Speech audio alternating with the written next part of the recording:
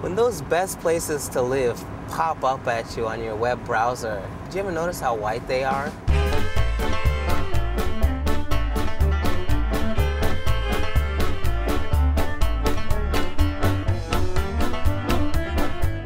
I decided to embark this 26,000-mile journey because I just had to know one thing.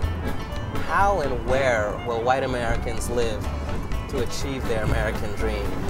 You go and visit white enclaves all around the country, and you bring statistics to attention that there's been a huge amount of white flight. And one of the startling things I've come upon, this country is as segregated residentially and educationally as it was in 1970. Everybody's white, but everybody's, very accepting, and we don't have any problems. Warren County in general has such low crime. Lots of people don't even lock their doors, even in today's day and age. As people of color, especially immigrants, live increasingly in suburbs and cities, white people are living in towns and exurban areas that are predominantly, even extremely white.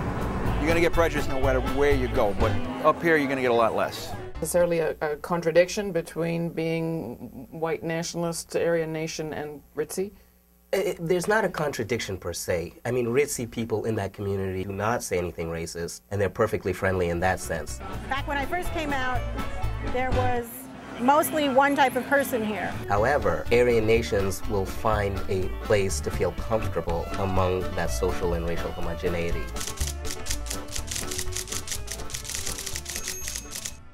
The national security narrative merged with the anti-immigration nativist narrative to spark a lot of fear. By 2042, white people will no longer be the American majority. Half of the kids in this country under 5 years old are minorities. By far the greatest number are Hispanic. Know what that means? 25 years and the majority population is Hispanic. Do your duty. Make more babies. What is happening now to white men right now is exactly what was done to black folks, for you.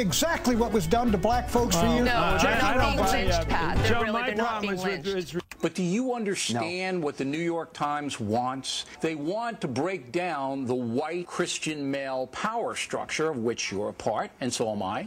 And they want to bring in millions of foreign nationals to basically break down the structure that we have. So if you would look, I mean, is there a problem in as far as these people in their Whitopias? Do they consider there's a problem? They don't need policing. They've kept the problem outside their doors. In fact, many people aren't aware of it. They move to these communities with nary a thought of how segregated it is. And implicitly, they just assume the qualities that attracted them, friendliness, comfort, security, are whiteness in and of itself. Many people don't even give it a second thought. And has the federal government got any role to mess with them? Well, what government does and doesn't do is how it zones. When you zone in a certain way, and it's explicitly told by certain county organizations, is we want the renters out. We want apartment complexes out, and that's code words for immigrants or lower income whites or blacks. Given all that we as a nation went through during the civil rights struggle, it is hard for me to accept that the result of those efforts was to create an America that is more prosperous, more positively race-conscious, and yet is voluntarily socially segregated. The man himself speaking is the new Attorney General of the United States of America. I don't.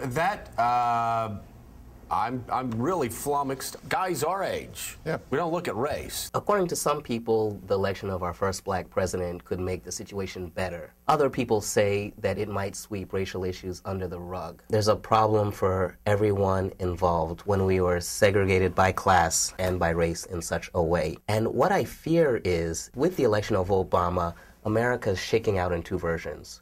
One we could call Obama Nation, slap happy in its diversity, yet still residentially segregated, versus Whitopia.